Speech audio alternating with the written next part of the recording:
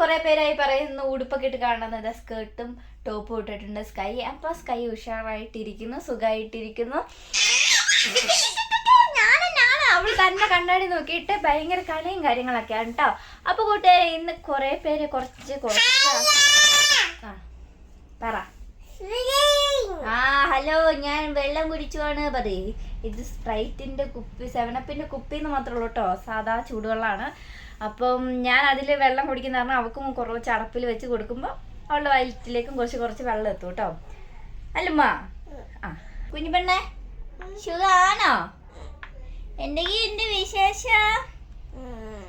എന്തൊക്കെയുണ്ട്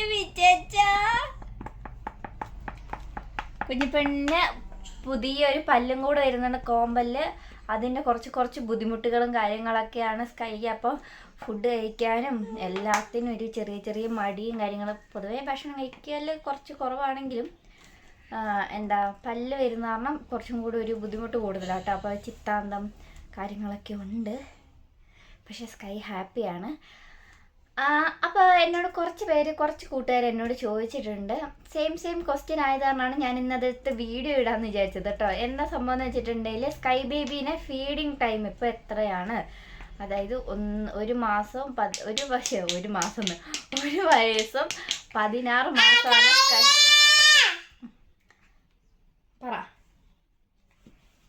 പറ എന്താ പറയാനുള്ളേ? അപ്പോൾ കൂട്ടുകാരെ, കുഞ്ഞിപ്പെണ്ണിന് ഇപ്പോൾ 1 വയസ്സും 16 മാസമാണ് ആയിട്ടുള്ളത് കേട്ടോ. ഓ, ഇടയ്ക്കിടയ്ക്ക് ഹലോ പറയണ്ട. അവർ ഹലോ പറയും. അപ്പോൾ കൂട്ടുകാരെ, അങ്ങനെയാണ്. അപ്പോൾ അയ്യോ, ഇവളിവിടെ ഇരുന്നിട്ടുണ്ട്. എനിക്ക് പറഞ്ഞു തരല് നടക്കുമെന്ന് എനിക്കറിയത്തില്ല കേട്ടോ. How are you? അതെനിക്ക് മനസ്സിലായില്ല. ഹലോ, ഹൗ ആർ യു കഴിഞ്ഞിട്ട് എന്താ പറഞ്ഞേ?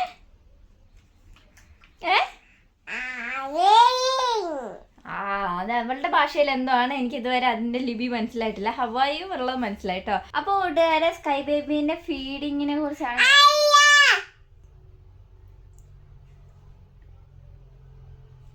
ഹലോ കൂട്ടുകാരെ, പറയുന്നില്ലേ? ഞാൻ വർത്താനം പറയുന്നത് കണ്ടോ നീ? എന്തിനാ കാറി പൊളിക്കുന്ന കുഞ്ഞൊച്ചല്ലേ? വെള്ളി പറഞ്ഞ പോലെ തത്തേ അമ്മേന്റെ തത്തേ ആരാ? അമ്മേന്റെ കുഞ്ഞ്. നമുക്ക് പുറത്ത് പോയിരിക്കട്ടെ. അപ്പൊ ഇവള് ഓടിക്കളിച്ചോളൂ. അപ്പൊ ആ സമയത്ത് എനിക്ക് പറയാൻ പറ്റും, അല്ലാണ്ട് ഇവളെയും കൊണ്ട് പറയല് നടക്കും തോന്നില്ല. കുഞ്ഞു പാവാടയൊക്കെ ഇട്ടിട്ടോക്ക്.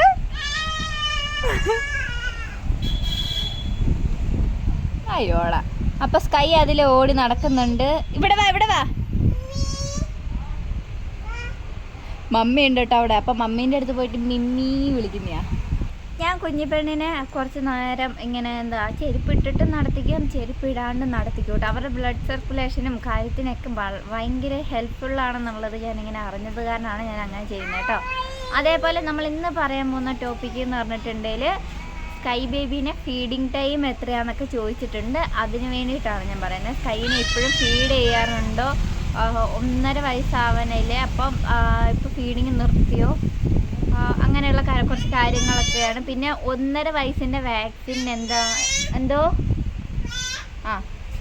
1 വയസ്സും 16 മാസം ആയപ്പോഴാണ് നമ്മളോട് ഇവിടുന്ന് വാക്സിൻ എടുക്കാൻ പറഞ്ഞിട്ടുണ്ടായിരുന്നത്. അതുകൊണ്ടാണ് നമ്മൾ 1 വയസ്സും 16 മാസം ആയപ്പോൾ വാക്സിൻ എടുത്തത് കേട്ടോ.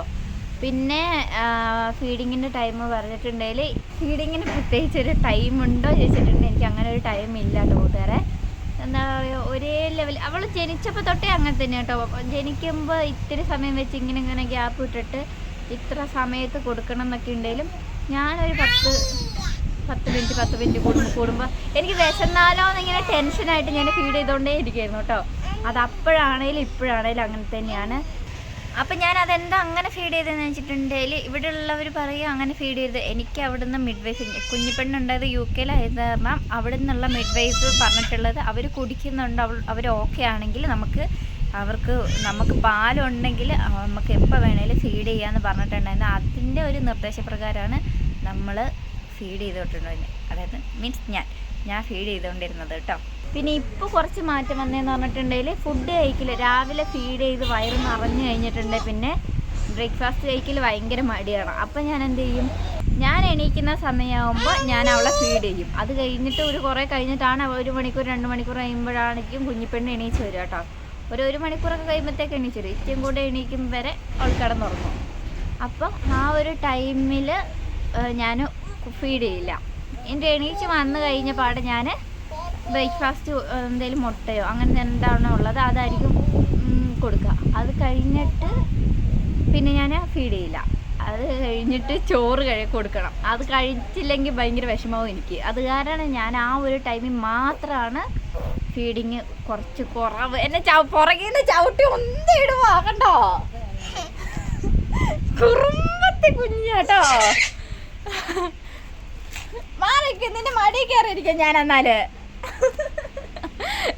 കടിക്കുന്നൊക്കെ കുട്ടി പുറകിലിരുന്നിട്ട് കടിക്കുവാ. അപ്പം അങ്ങനെയാണ് കേട്ടോ കൂട്ടുകാരെ ഫീഡിങ് ടൈം രാവിലത്തെ എന്ന് പറഞ്ഞിട്ടുണ്ട്. പിന്നെ ഫുഡും കൂടെ ചോറ് ചവിട്ടി പുറത്ത് നോക്ക്, ചോറും കൂടെ കൊടുത്ത് കഴിയുമ്പോ ആ കുഞ്ഞു അമ്പ കിട്ടു കേട്ടോ. നീ എങ്ങനെ ചവിട്ടുന്ന എനിക്കൊന്നും അറിയാം. ബേബി ഒന്നും ഇല്ല, സോപ്പിടുന്നേ ബേബി വിളിച്ചിട്ട്. അത് നിന്റെ അപ്പേനെ സോപ്പിട്ടാ മതി, അമ്മേനെ സോപ്പിടാൻ വരണ്ട കേട്ടോ. ഓടിച്ചാടി നടക്ക്. അപ്പം അത് കഴിഞ്ഞിട്ടുണ്ടെങ്കിൽ ഞാൻ നേരെ ചോറ് കൊടുക്കും. മുട്ട ബ്രേക്ക്ഫാസ്റ്റ് എന്താണോ കഴിച്ചത്, ദോശയോ മുട്ടയോ അങ്ങനെ എന്തെങ്കിലുമൊക്കെ ആയിരിക്കും. ഇഡ്ഡലി ഒന്നും അവൾ കഴിക്കില്ല കേട്ടോ. അപ്പോൾ അത് കഴിഞ്ഞ പാടെ ഞാൻ ചോറ് കൊടുക്കും. ചോറും തൈരും, ചോറും നല്ല നെയ്യോ അങ്ങനെ എന്തെങ്കിലുമൊക്കെ ആയിരിക്കും കൊടുക്കുക. പിന്നെ നമ്മൾ കഴിക്കുന്ന എന്ത് കറിയുണ്ടോ അതൊക്കെ അവൾക്ക് കൊടുക്കും കേട്ടോ. രാവിലത്തെ കാര്യം ഇങ്ങനെയാണ്. അത് കഴിഞ്ഞിട്ട് ഞാൻ ഫീഡ് ചെയ്യും. ഫീഡ് ചെയ്തുകൊണ്ടാണ് ഉറങ്ങുക കേട്ടോ.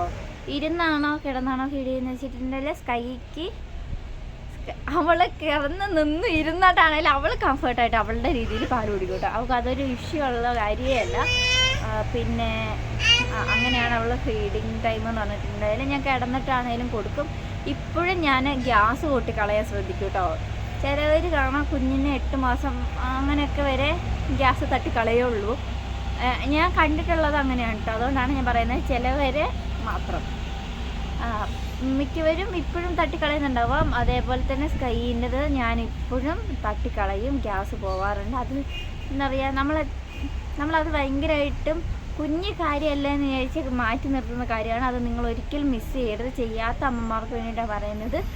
എപ്പോൾ ഫീഡ് ചെയ്താലും നമ്മൾ ഫുഡ് ഒരു ലിമിറ്റ് കഴിഞ്ഞിട്ട്, കഴിക്കാത്ത കുട്ടികളാണെങ്കിൽ ഒരു ലിമിറ്റ് കഴിഞ്ഞിട്ട് അവർക്ക് ഇഷ്ടം കാരണം കുറച്ചും കൂടെ കഴിച്ചെങ്കിലും അങ്ങനെയൊക്കെ ആണെങ്കിലും നമ്മൾ ഫുഡ് കഴിച്ച് കഴിഞ്ഞിട്ടുണ്ടെങ്കിൽ അവരൊന്ന് ബർപ്പ് ചെയ്യുന്നത് എത്രയും നല്ലതാണ് കേട്ടോ. ഞാൻ പണ്ടത്തെ പോലെ കാലേ കിടത്തിയിട്ടൊന്നുമല്ല, ജസ്റ്റ് തോളത്തിട്ടിട്ടുണ്ട് തട്ടുമ്പോഴത്തേക്ക് അവർക്ക് വേഗം ഗ്യാസ് വരും കേട്ടോ. അപ്പോൾ എനിക്കൊരു സമാധാനമാണ്.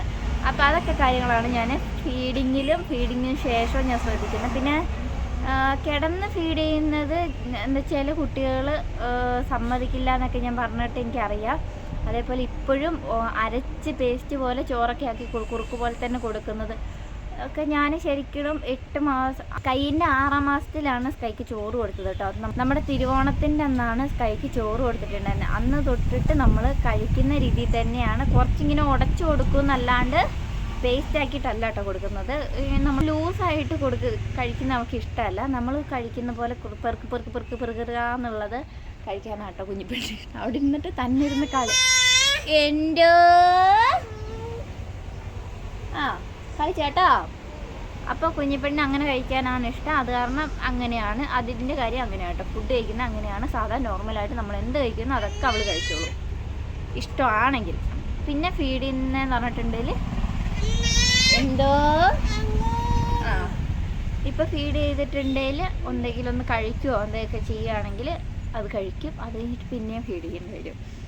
സ്കൈക്ക് രാവിലെ മാത്രമാണ് അത്ര ഒരു ഗ്യാപ്പ് ഉള്ളെങ്കിൽ രാവിലത്തെ ആ ഫീഡിങ് ഉറങ്ങാൻ വേണ്ടിയിട്ടുള്ളത് കഴിഞ്ഞ് കഴിഞ്ഞിട്ടുണ്ടെങ്കിൽ ഇടയ്ക്കിടയ്ക്ക് വന്നിട്ട് പാൽ കുടിക്കാൻ വേണ്ടിയിട്ട് നിർബന്ധമാണ്. അവർക്കത് നിർബന്ധമാണ് കേട്ടോ. കിടക്കും വരെ അങ്ങനെ പാലുകൂടി ഉണ്ട് കേട്ടോ. ചിലവർ എന്നോട് പറഞ്ഞത്, എൻ്റെ ഫ്രണ്ട്സ് തന്നെ എന്നോട് പറഞ്ഞിട്ടുണ്ട്, രാവിലെ കൊടുത്തു കഴിഞ്ഞാൽ പിന്നെ ഞാൻ വൈകുന്നേരം കൊടുക്കലുള്ളൂ, ഉച്ചയ്ക്ക് സമയത്തൊക്കെ വേറെ എന്തെങ്കിലും തീറ്റിക്കാൻ ഞാൻ ശ്രദ്ധിക്കുന്നത്.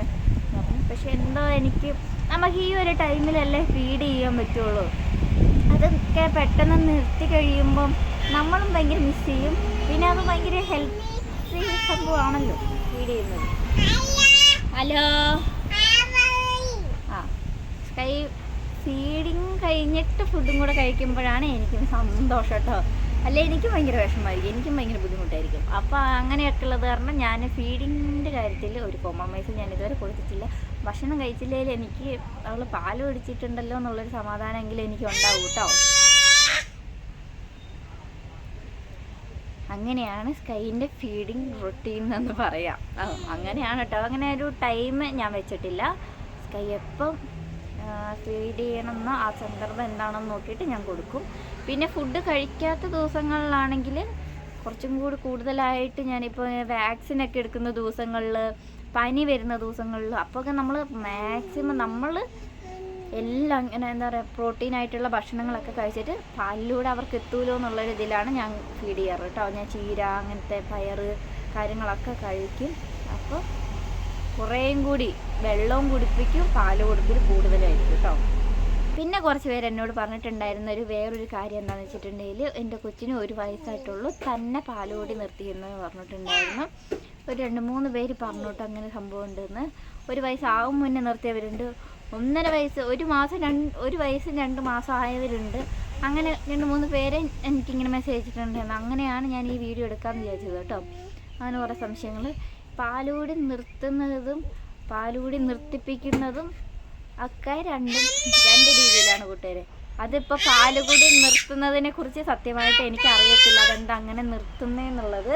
അതുകൊണ്ട് എനിക്ക് അതിനെക്കുറിച്ച് പറയാൻ അറിയാത്തതാണ് ഞാൻ അതിനെക്കുറിച്ച് പറയുന്നില്ല. പിന്നെ നമ്മൾ മാക്സിമം ഒരു 2 വയസ്സ് വരെ ഫീഡ് ചെയ്യുന്നത് നല്ലതാണ്. 1 വയസ്സ് വരെ ആണെങ്കിലും ഒരു കുഴപ്പമില്ല. അതും വിചാരിച്ച് നിങ്ങൾ വിഷമിക്കേണ്ടെന്ന് മാത്രമേ എനിക്ക് പറയാനുള്ളൂ കേട്ടോ. 1 വയസ്സ് വരെ ഒരു പാല് കൂടി വെച്ചല്ലോ. പിന്നെ കൂട്ടുകാരെ നമ്മുടെ കംഫർട്ടും കൂടി നോക്കണം കേട്ടോ. അവരുടെ ഹെൽത്തിയാണ്, ഓക്കെ, എല്ലാം ശരിയാണ്. പക്ഷെ നമ്മുടെ കംഫർട്ടും കൂടെ ഇല്ലെങ്കിൽ എന്നതാ എൻ്റെ വാവ നീ കരയുന്നല്ലടാ വിളിക്കുന്ന. എന്താ പണി നോക്ക്. ഈർക്കിളിന്റെ കമ്പെടുത്തിട്ട് എന്നെ പുറകിൽ വന്ന് കുത്തിക്കൊണ്ടിരുന്ന എന്നെ. ഇങ്ങനത്തെ വിക്രസൊക്കെ കേട്ടോ.